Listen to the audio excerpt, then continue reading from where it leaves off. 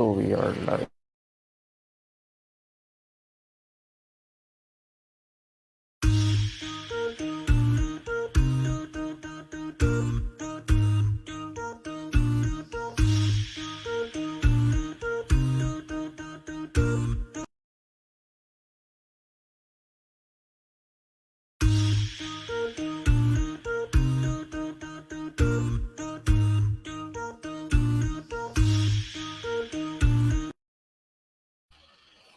So, Bismillah, walhamdulillah, wassalatu wassalamu ala rasulillah, amma ba'd. Rabbi shrah li sadri wa yassir li amri wahlul uqdatam min lisani yafqahu qawli. Due to some technical reasons, first of all, पहले बहुत माजरत क्योंकि हमने अपनी live stream and कर दी. Secondly, assalamu alaikum wa rahmatullahi wa barakatuh. This is your brother Huzaifa Momin, member of marketing department, the Dialogue Society, and we are back with a new session, inshallah. So आज का जो session हमारा होगा वो basically आपको topic तो पता है, diamonds and coal, friendship, the importance of friendship और the impact our company creates on us. क्या वाकई इम्पैक्ट कोई क्रिएट होता भी है फ्रेंड्स के बुरे या अच्छे होने से? तो आज यही सब हम इंशाल्लाह डॉक्टर मोइज़ हसन से जानेंगे. जैसा कि मैं अपनी तरफ से एक आयत मैं आप लोगों से शेयर करता हूँ. पिछले सेशन में जो आयत शेयर की थी वो थी या अय्युहल इंसान मा गर्रका बिरब्बिकल करीम, कि इंसान तुझे किस चीज़ ने अपने रब से, अपने करीम रब से धोखे में डाल रखा है.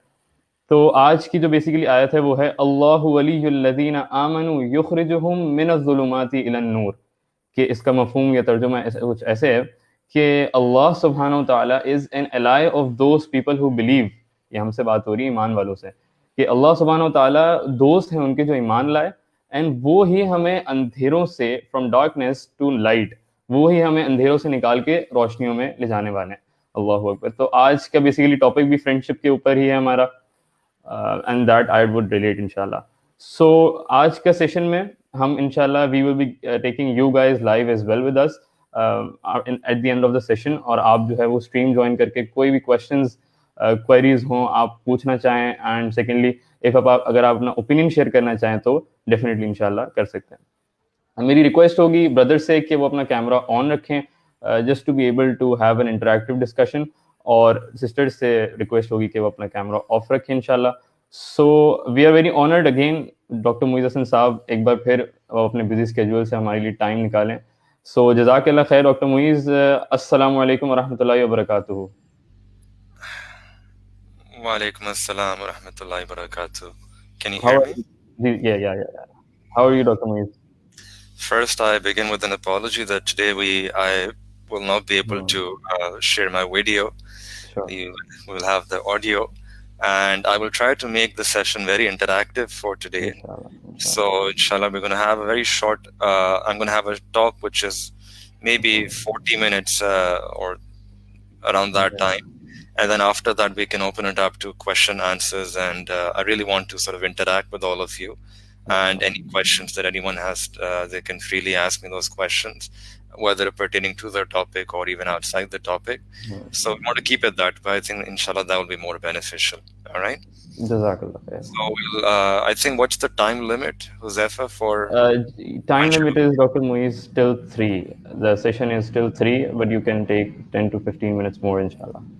And then after that, we'll have the question answers, or within that? No, within that. Within that, okay. So we'll try to just have a 30-minute talk, short talk. Inshallah. And then after that, about 15-20 minutes for the question answers. Done, inshallah. All right. So, Alhamdulillahi wa kafa wa salamun ala ibadihi allazina istafa amma ba'd. A'udhu billahi minash shaitanir rajim. Bismillahir rahmanir rahim. Ya ayyuhalladhina amanu اتقوا الله وكونوا مع الصادقين. سبحان ربك رب العزة عما يصفون والسلام على المرسلين والحمد لله رب العالمين. اللهم صل على سيدنا محمد وعلى آل سيدنا محمد وبارك وسلم. اللهم صل على سيدنا محمد وعلى آل سيدنا محمد وبارك وسلم. اللهم صل على سيدنا محمد وعلى آل سيدنا محمد وبارك وسلم. Every human being, they have this desire in their heart that they want to become the beloved of Allah subhanahu wa ta'ala. No matter how big a sinner a person be, how distant they might be from Allah subhanahu wa ta'ala, no matter what type of sins that they're engaged in, if you ask that person that you want to become a friend of Allah, Do you want to become a beloved of Allah? Do you want to become a lover of Allah? In their heart, the answer would be yes. Yes to all three questions. But then immediately that person will say that how can I become a lover of Allah? How can I become the beloved of Allah? How can I become the friend of Allah? And every person has this desire in their heart, but when we don't take that next step. And what happens is Shaitan, right on that first step, he stops us. To look at you, how can you become the beloved of Allah? It's not for you, it's for other people. You can never become someone who's a friend of Allah. So Shaitan stops us on that first step, and a person becomes depressed, they become pessimistic. However, the reality is that in Quran, where Allah subhanahu wa ta'ala commands us that become my friend, become my beloved, become my lover, come to me, come close to me, draw yourself close to me. In that same ayat, Allah subhanahu wa ta'ala also gives us an easy way, a shortcut way to become the lover of Allah and the beloved of Allah subhanahu wa ta'ala. In a very few words, Allah subhanahu wa ta'ala opens up this reality. Allah says, Ya ayyuhalladhina amanu ittaqullah. O people of Iman, have taqwa. That love Allah the way He deserves to be loved, fear Allah the way He deserves to be feared, know Allah the way He deserves to be known, and then out of that love, fear, and knowledge of Allah, stay away from those things which are displeasing to Allah. Now a person responds that, Ya Allah, I'm living in this time of trial, test, fitna, fasad, Shaitan is with me, my own nafs is with me, my environment is so against me, my friends are against me, we're living in very difficult times. Allah, how can I become your beloved? How can I become your friend? In 3 words, Allah subhanahu wa ta'ala gives us the answer. 3 words. وَكُونُوا مَعَ الصَّادِقِينَ. That attach yourself with the sadiqeen, with those who are truer than you, and you will automatically become the beloved of Allah. Any individual who wishes to become the beloved of Allah, the friend of Allah, draw close to Allah, want to lead that life that is pleasing to Allah, then Allah subhanahu wa ta'ala is giving a very easy prescription, very easy shortcut solution, that put yourself in the presence of those who are truer than you in their relationship with Allah, who are pious, who are righteous, and just because of putting yourself in their sohbah, in their company, you will also automatically and easily, you will also become the beloved of Allah. And to explain this, there are several examples that the Prophet ﷺ, he gave us. Let us try to understand the importance, right, of putting ourselves in good company, the effect that our environment has. Let's just take one step back. What is the importance of the environment? And in one hadith, the Prophet ﷺ explained this by saying that people, we tend to think that company has no effect, environment has no effect. But today our science and actually research is also telling us that the company of animals also has an effect. Animals, the ulama, they have written about this, that a person who rides a horse, they have emotions of manliness. And a person who rides camel, they have this attribute of stubbornness. What's the reason? Because the camel is a very stubborn animal. So you put yourself in the company of that animal, you will also get that attribute, stubborn. And on the other hand, one who grazes sheep and goats, they will have humility and ajizi. Why? Because goats, they are by nature very humble. And this is actually one of the reasons that all the Anbiya alayhi salatu wassalam, at some point in their life, they would graze sheep and goats. This was a lesson to teach ajizi, to inculcate this attribute of humility within the Anbiya alayhi salatu wassalam. This was the tarbiyat of Allah subhanahu wa ta'ala. Because if you have sheep and goats, they're running right here, one there, one here, and they're running all over the place, and you have to sort of keep track of all of them. You become humble by nature. So if living with animals has an effect, right, so why not human beings? I'll go one step forward. Putting yourself in an environment, a rocky environment, that also has an effect. People who live in the mountainous regions or hard, rugged areas, you will see that their character has a bit of, there's a ruggedness in their character. Sakhti hoti hai. And when they make a commitment, when they make a resolve, some irada to do something, they just do it, no matter what comes, right, in their way. And on the other hand, people who live in the coastal areas, they're a bit soft, right? They're a bit coastal, right? They're a bit soft in that sense. They're moldable, they're changeable. So if living in an environment has such an effect, then imagine why not humans will have an effect on us. And this is what the Prophet ﷺ taught us in a hadith. And this is also the tagline for today's session. That the example of the company, if you're sitting at the door of a bar, you will be smelling the foul stench of that bar. And if you sit at the doorstep of someone who sells perfume, you'll be emitting that same sweet, fragrant smell of that perfume. So whatever you are in the proximity of, you'll be affected by that. That's exactly what the Prophet is teaching in a hadith. That the example of a bad friend is like the blacksmith who works with fire, creates iron. And if you're a friend with that blacksmith, right, you will get the blackness of the coal. If you go near, you will get the smoke of the fire he uses to mold that iron. If you go even nearer, you will burn your clothes due to that fire and heat. Right? A person might say, well, I'm not going so near. But that poet, he said that if you're not going so near, at the very least, you will be imbibing, inhaling the smoke of that fire. You'll be able to save your clothes, but you'll still be imbibing and inhaling that smoke. And then the Prophet ﷺ explained that the example of a good friend is like that person who sells musk, fragrance, itr. You go near him and you will get the scent of itr. And if he's a good friend, he might actually give you the bottle of fragrance to you. So if a person says, right, so we have to save ourselves then. We have to be watchful about the company, right? So it's wrong to think that company has no effect. Imam Haddad, rahmatullah, one of the scholars of our Ummah who passed away, was from Yemen. He said that there is something which is called the bad apple syndrome. And he said the most corrupt influence on children is other children. This is called the bad apple syndrome because you have a basket of apples and there is one bad apple in it and it causes all the good apples to go bad as well. That is similar what happens to children as well, right? One bad apple and it has an influence on the other people as well around him. This is the reason why Imam Ghazali rahmatullah wrote that a bad friend is worse than a snake. Because when a snake bites you, at the most you will die a physical death. That's a tragedy, right? You die. But you die a physical death. On the other hand, when a bad friend takes a person away and makes a person live that life of sin and ghafla, then that can lead to a person's spiritual death. So a bad friend is worse than a snake. And then Imam Ghazali rahmatullah, he mentioned something even more ajib and interesting, that a bad friend is worse than shaitan. And this is it's sort of difficult to understand initially.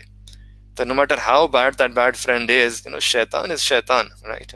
Shaitan is the source of all badness and evil. So how can shaitan be worse than a bad friend? He explains that shaitan, Allah teaches in Quran, is going to simply put waswasa in your heart. Yuwaswisu fi sudurin nas.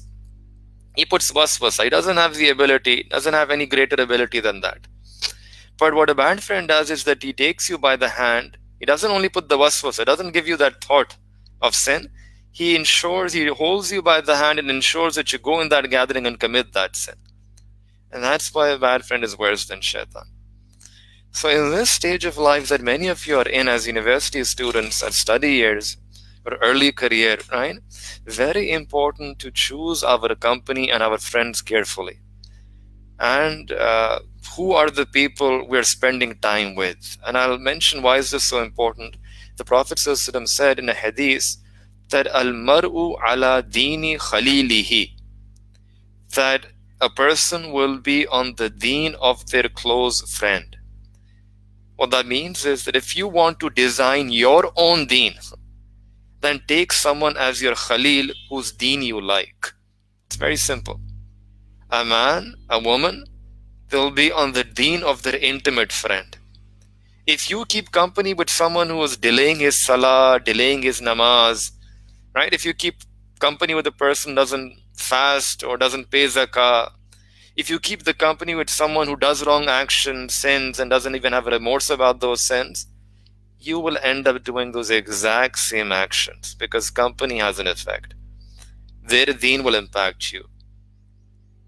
And in the same way, if you keep company with a good person, it's going to affect you also, right?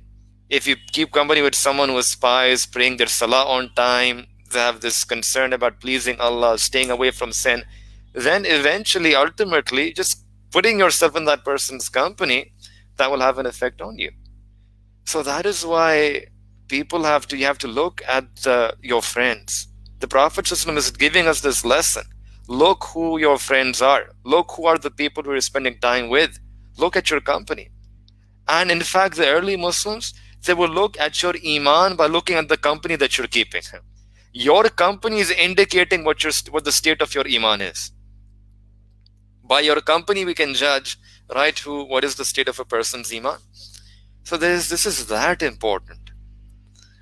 Actually, then people ask that, okay, if I have bad friends and bad company, I don't participate in that badness.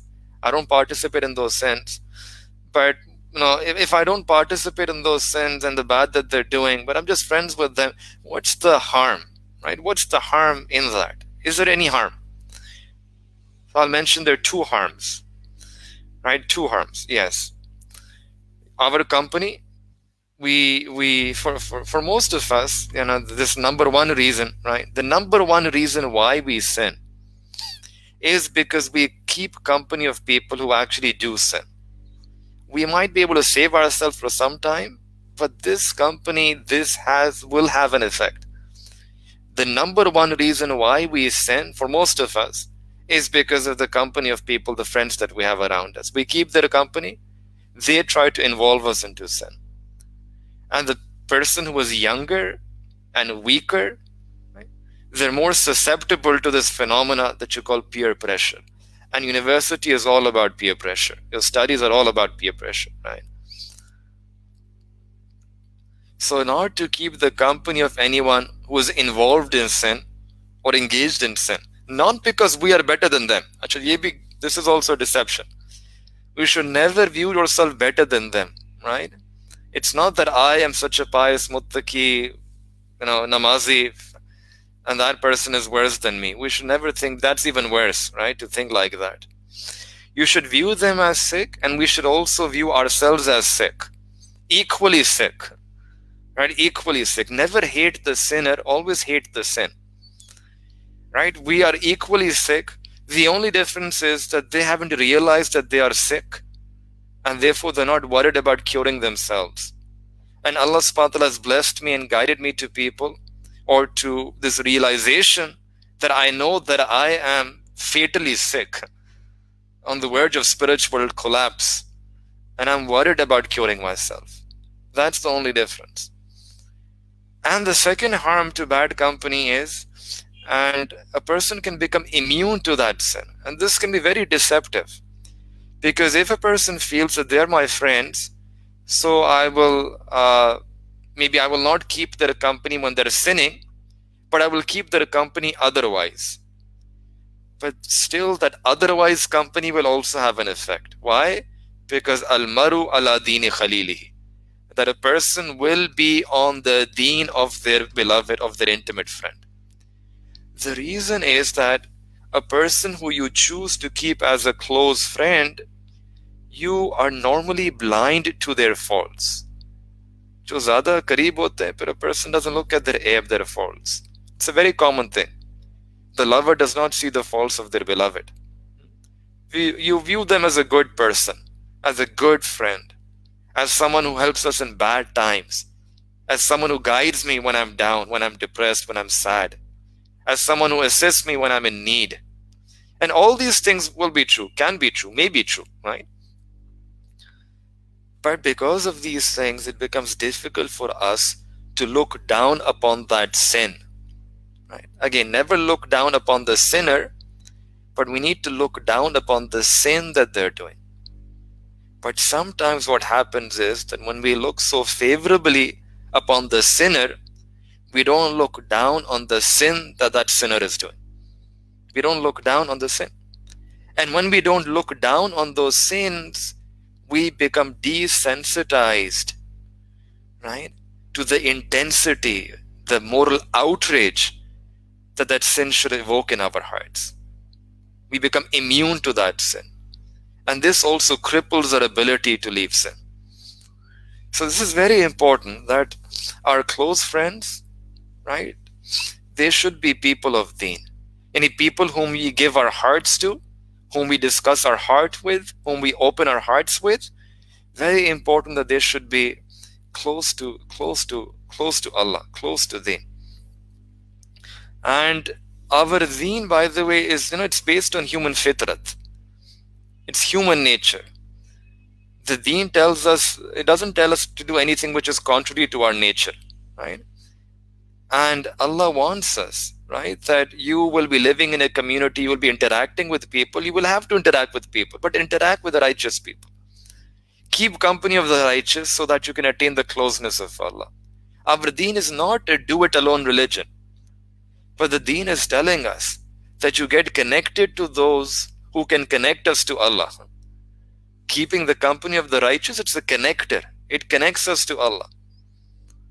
Right? If we want to find Allah subhanahu wa ta'ala, we want to seek Allah subhanahu wa ta'ala, we'll have to find those connectors to Allah, the people of Allah. It's that simple. Right? That's the way to get this taluk of Allah. Sit in the company of the people who already have this taluk. So when a person sits in the company of the people of Allah, right, the people of deen, the people of knowledge, these connectors, right, the mashayikh, then sitting in their company will take you from 6 things to 6 things. This is something which needs to be understood. It will take you, good company, the company of the righteous and pious, will take you away from 6 bad things to 6 good things. Number 1, it will take you away from shak to yaqeen, from doubt to certainty. Number 2, it will take you away from riya to ikhlas, from doing things for other than the sake of Allah, now to doing things sincerely and purely for Allah's raza only. Number 3, it will take you min ghaflati ila dhikri, from ghaflat, heedlessness, to the remembrance of Allah subhanahu wa ta'ala. Number 4, min al raghbati fi dunya ila raghbati fil akhirah. It will take a person away from desiring, having raghbat for this world, to having this desire and raghbat for the next world, for the akhirah. Number 5, min al kibri ila al tawazu, will take a person away from arrogance and pride and being self-centric to humility, tawazu, ajizi.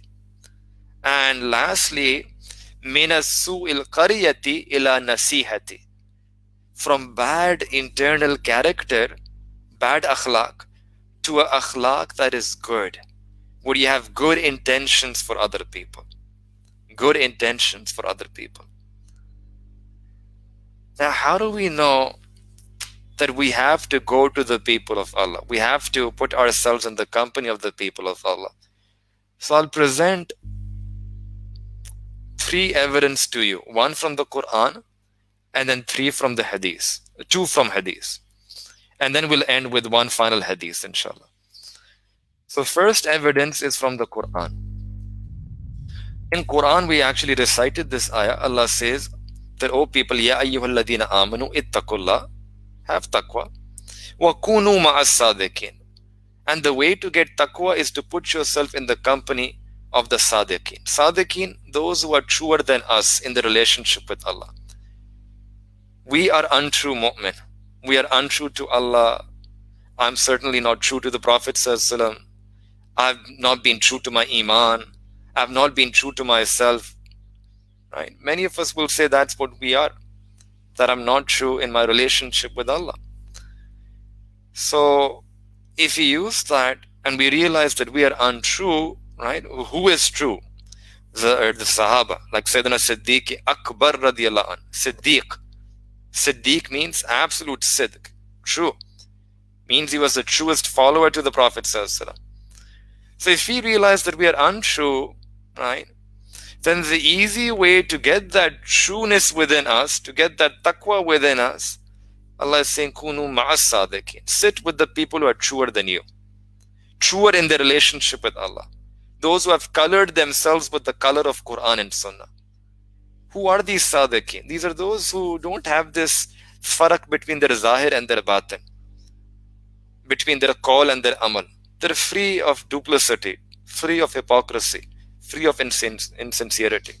They've drowned themselves in the color, in the rang of the Quran and Sunnah. These are the mashayikh of our ummah. You sit in their company, you benefit from them. And this hukum that Allah is giving in the Quran, it's a universal hukum. It's for the entire ummah, the entire history of humanity. So when Allah subhanahu wa ta'ala is saying that put yourself with the sadiqeen, it applies to us personally. We need to think that how can we do amal on this ayah? And this hukum is for all of mankind till the very end. Means that there will be some sadiqeen left in this ummah today. The true scholars and mashayikh, we have to just put ourselves in their company. Just simply put. Allah Ta'ala could have said that obey them, do ittiba, follow them. No, Allah says, kunu, just put yourself in their presence. That is enough. And why is that enough? Because the Sahaba, all of us, we know them as Sahaba. Sahaba comes from this word sohba. Sohba means companion. They got the companionship of the Prophet ﷺ.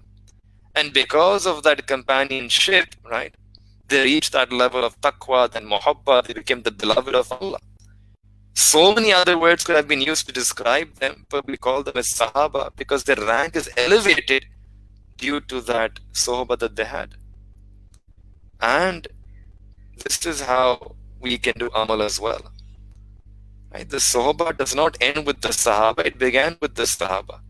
If they were Sahaba, they reached the highest level of muhabbat of Allah simply by their sohba with the Prophet ﷺ. The Tabi'een, next generation, they reached the highest level of the muhabbat of Allah due to their sohba with the Sahabi that they kept company with. And then the Tabi'een and so on and so forth, right? This has continued in an unbroken chain of practice in this ummah till this very day. We also need to connect ourselves, right, to the connectors. And this is what the Prophet ﷺ said in a hadith as well. There is a dua that the Prophet ﷺ taught us to make. Allahumma inni as'aluka hubbaka wa hubba man yuhibbuk. That, oh Allah, I seek your love and the love of those who love you. Number one is direct. Allah, I want to increase my heart in love for you. And the second is that maybe I won't be able to get this on my own. Maybe my heart is not pure enough for such a blessing. So maybe I need to ride on the waves of someone. So the second part, Allah, make me love those who love you. That is how it works, right? Maybe you will accept my love for them that I have for your sake, and you'll put in my heart some of the love that they have for you. I don't have that fire of Allah's muhabbat in my heart, but if I keep myself next to the fire for a long time, I can get that warmth as well. I can maybe perhaps light that fire within my heart as well. And in second hadith, the Prophet ﷺ said that there will be 7 people who will be shaded by the throne of Allah subhanahu wa ta'ala, the arsh of Allah, on the day of Qiyamah. When there will be no other shade except for the shade of the arsh of Allah. 7 people will be granted that shade of Allah's arsh. One of them, al-mutahabbuna fiyya, is that person who met, those 2 individuals who met for the sake of Allah, loved each other for the sake of Allah, and they departed for the sake of Allah. Yani their whole relationship was to do with Allah subhanahu wa ta'ala. Any person who has such a friendship, such a relationship, will be under the shade of the arsh of Allah according to a Sahih hadith. These are the gatherings of the righteous, right? We should have, when we have so many relationships in our life, and university is all about friendships and connections, right? Relationships. At least there'll be some relationships that we should have which has to do only with Allah. You meet for the sake of Allah, you love for the sake of Allah, you part for the sake of Allah. And hadith is telling that any person who has this relationship, they will get the shade of the arsh of Allah on the day of Qiyamah. One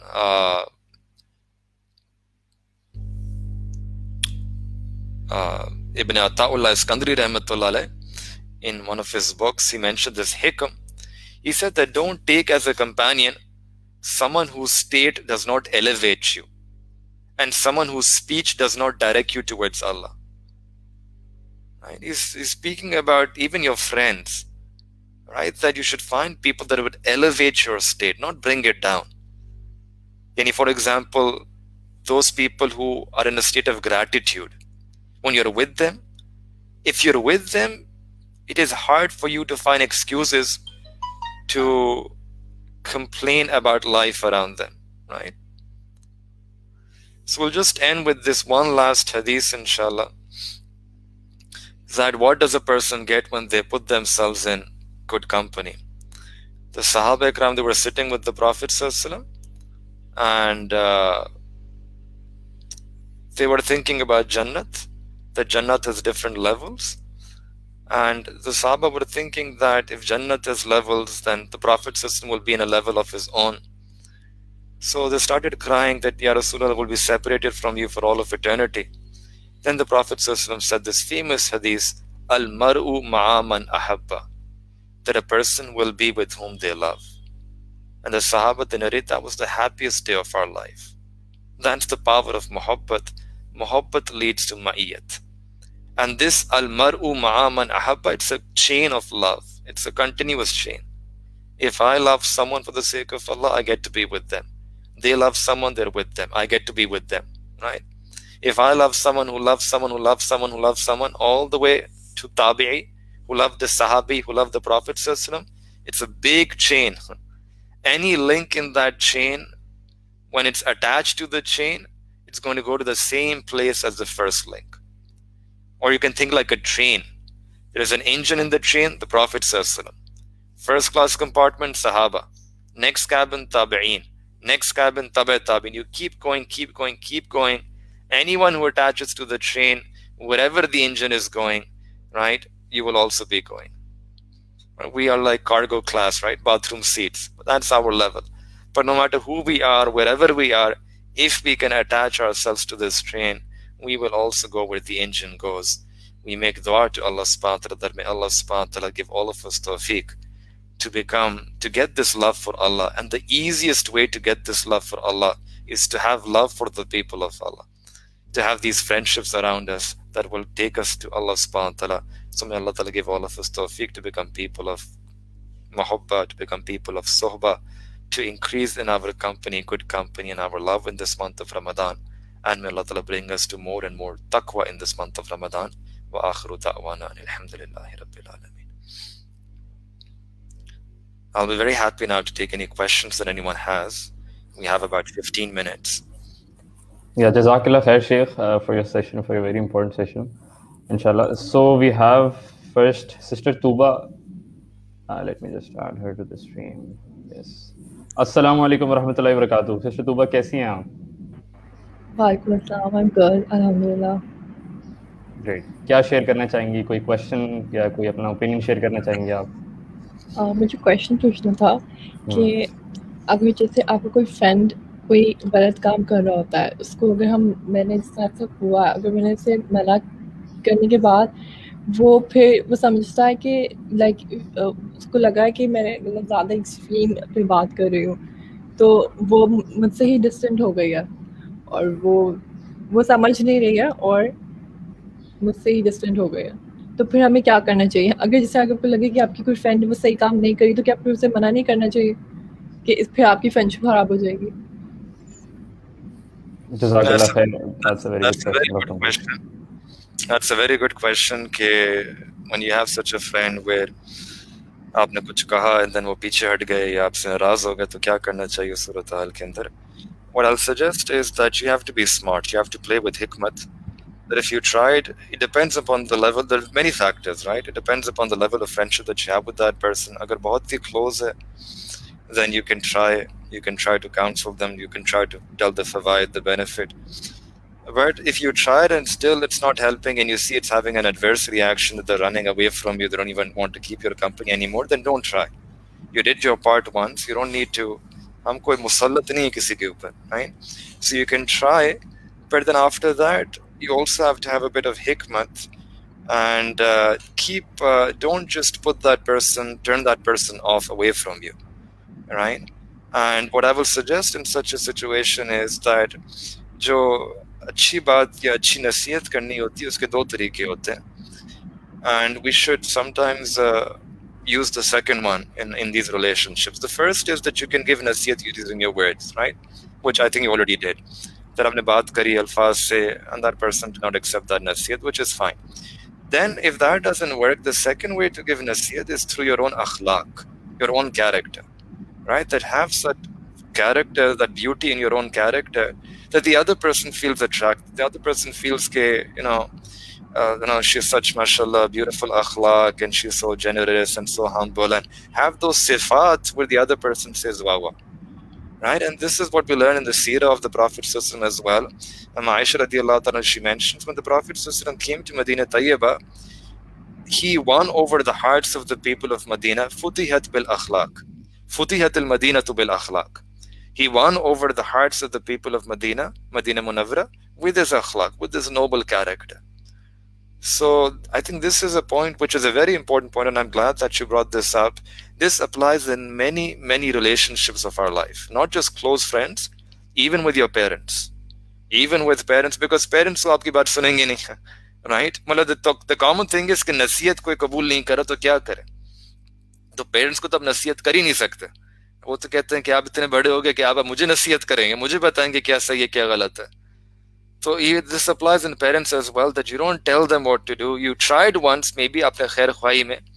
And even when you're trying, you should look for the opportunity. This is another very important thing. We have to try, give nasihat at the right time. Right? We learned from this, not when that person doesn't even want to listen to you, or aapne unko force kar rahe hain the deen upon them. Right? कि नहीं आप मेरी बात सुने और मैं जो कह रही हूँ बिल्कुल ठीक कह रही हूँ और आप गलत है. He's thinking about his exams, or she's thinking about her job, or has many other issues in life, and at that time we try to. You have to look at the Mauka mahal is very important.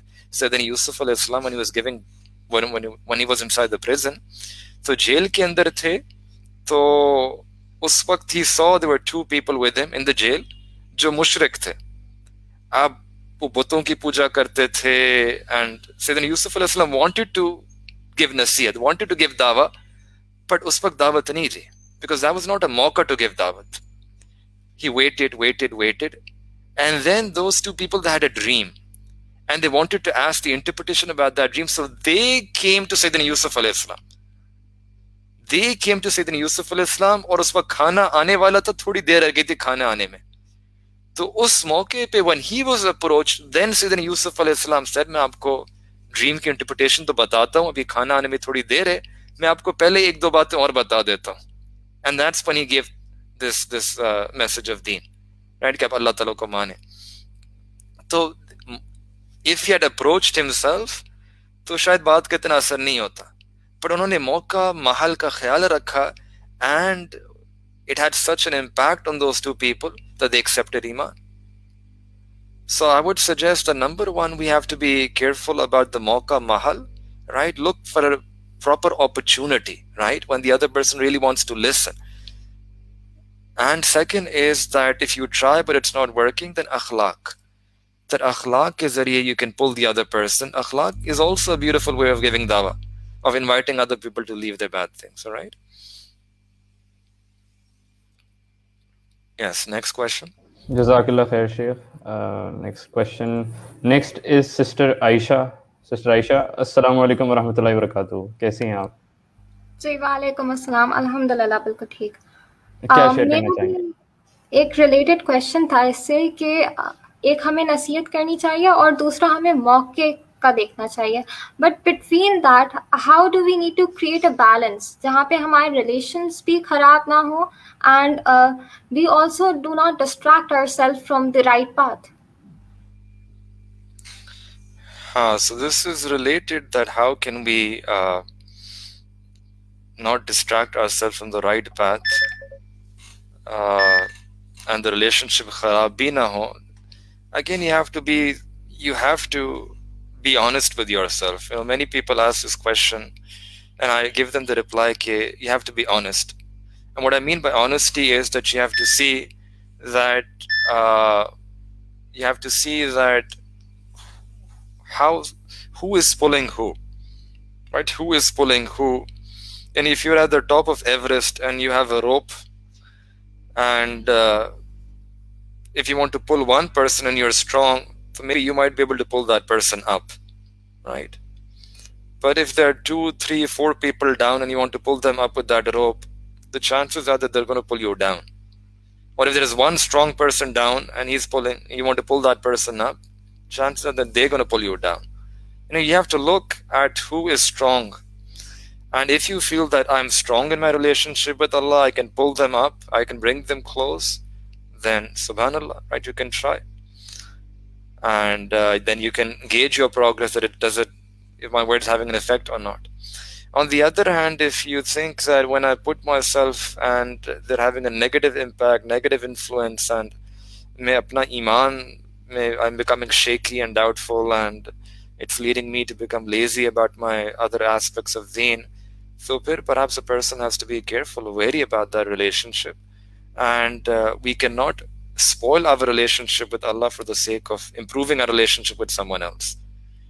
That, I would love to be friends with them, but main kya karu? If they are causing me to separate from Allah subhanahu wa ta'ala, then how can I befriend them?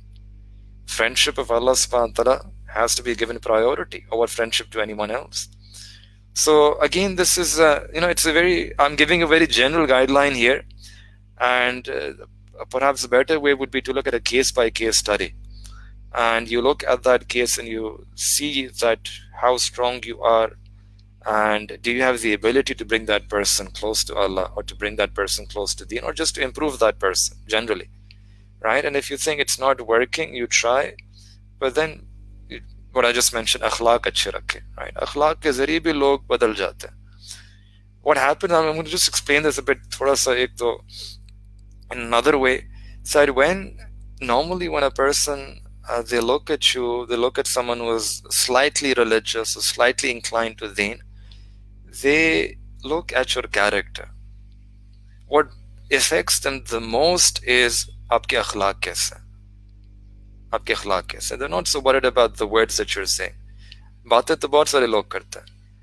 But akhlaq is what really the other person is looking at. That's where the fragrance comes from, right? The fragrance, the fruits are the akhlaq that you have. And if they see the fragrance from within you, if they see the beauty of your character, the beauty of your akhlaq, then they will be inclined themselves to ask you about this.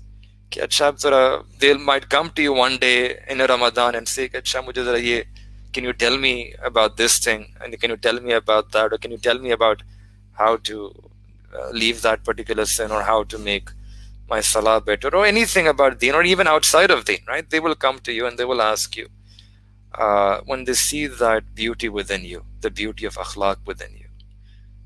All right? Jazakallah khair, Sheikh.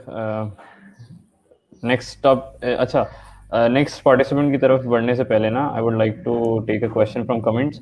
Sister Sarah Khan, and इनको question है, a lot of people ask, how can we identify the righteous people?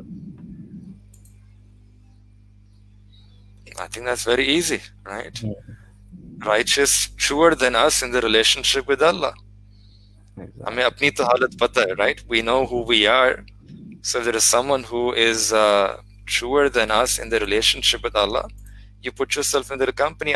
Even good friends, don't think about mashayikh. Scholars, that's another level, the awliya, the friends of Allah. I'm speaking at a very simple level, that even in your university, at your work, at your place where you're in, there are people who are better than us, right, in their taluk, and it's not difficult to identify, right? They, mashallah, they're a bit more concerned about their deen, concerned about their ibadat. You see them, right? You think, haan, the deendar bande hain, right? So you put yourself in their company. That will have an effect. And then if someone wants to go the next step, then they can try to search for righteous scholars and people, the friends of Allah subhanahu wa ta'ala. I'll mention one sign of them is that when you put yourself in their company, you are reminded of Allah. That's how the Prophet explained this in a hadith, that when you look at them, you're reminded of Allah. And when you put yourself in their company, your hearts are elevated. Your hearts, think more about Allah, to think more about Akhirah, that's a sign that their company is having an effect, and that frequency is matching as well, that wavelength is matching, and if you put yourself into the company, it'll be beneficial. So it's a hard answer, right? Obviously, the righteous person needs to be following the Quran, Sunnah, right? So you need to be sure that there are people who are practicing outwardly the teachings of the Quran, Sunnah, Deen, Sharia.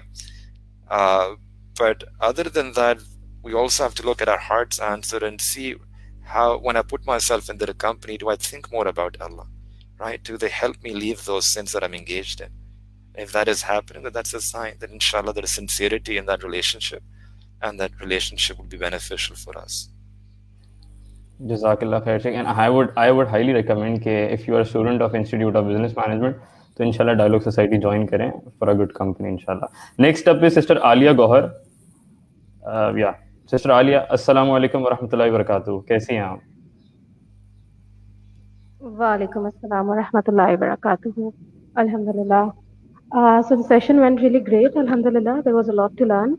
I do have one question that if a person is if a person is undergoing a personal transformation, or if a person has undergone a transformation, they're trying to be more religious, and at the same time, in seeking good company, they're trying to distance themselves from other people, right? तो normally जो देखा जाता है वो यही देखा जाता है कि अगर एक बंदा रिलीजियस होने की कोशिश कर रहा है तो वो अपनी जनरल कंपनी से रिलक्टेंट हो जाता है और हेजिटेंट हो जाता है और पीछे हट जाता है, and as a result people start thinking as if this person has now become arrogant. तो एक जनरल परसेप्शन उस बंदे के बारे में ये बन जाता है that like oh they are becoming religious, hence they think they're too good for our company.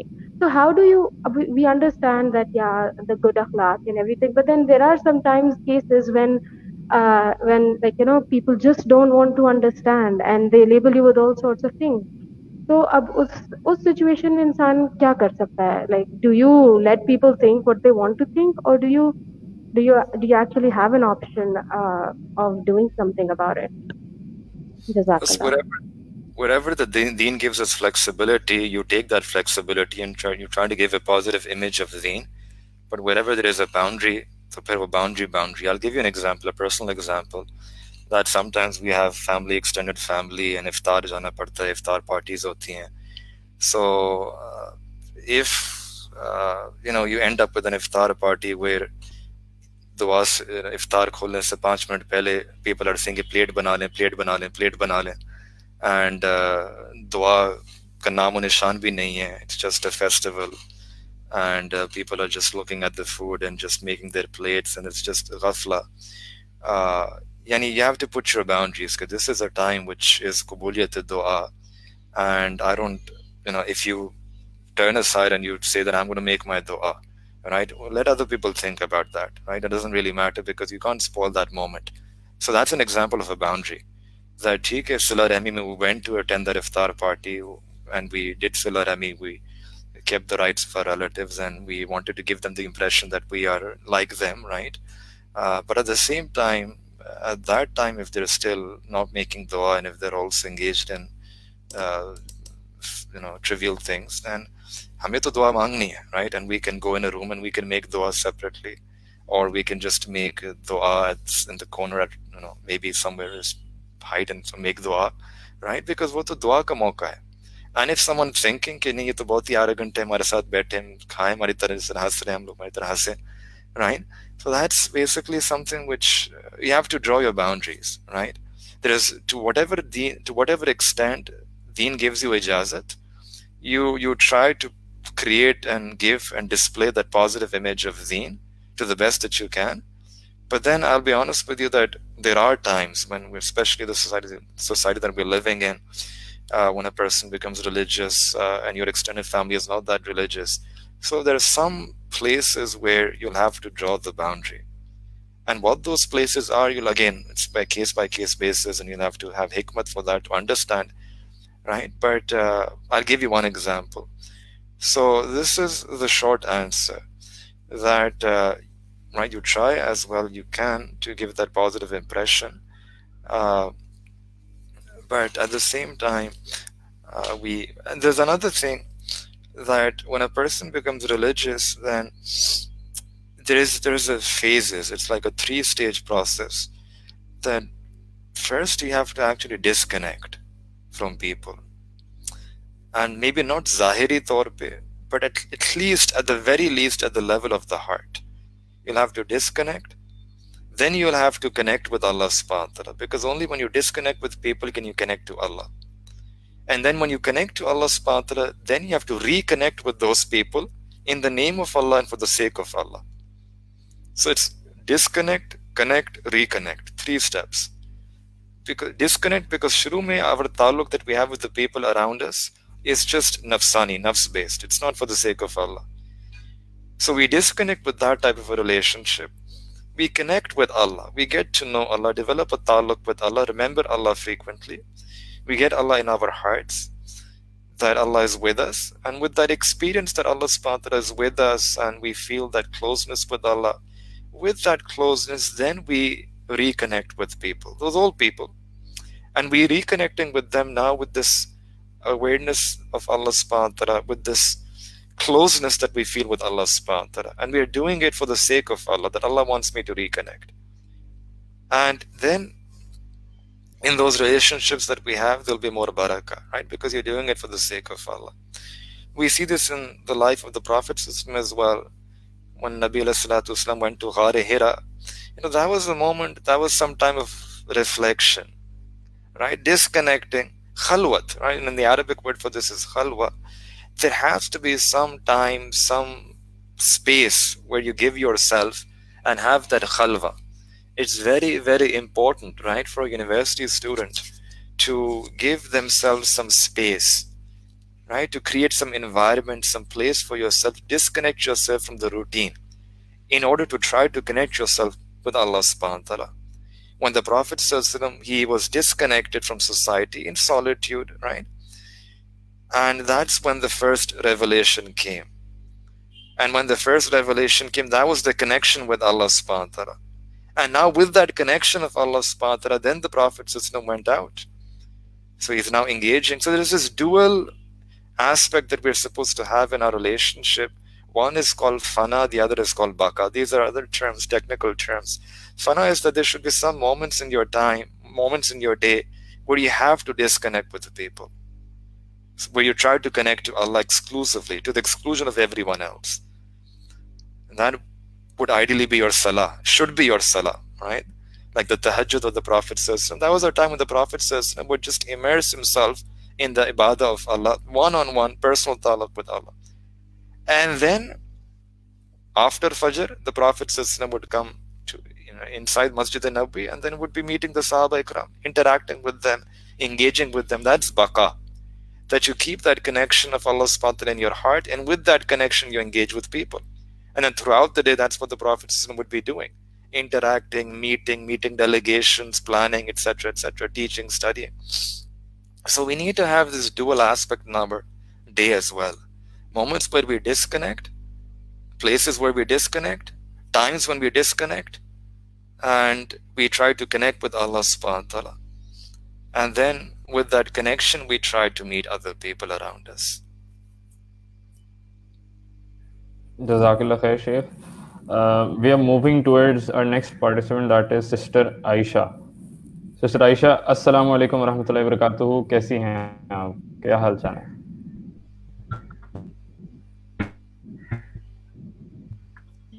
Sister Ayesha, आपको आवाज आ रही है? मेरे ख्याल से आपका माइक का इशू है कोई. No, we cannot hear you.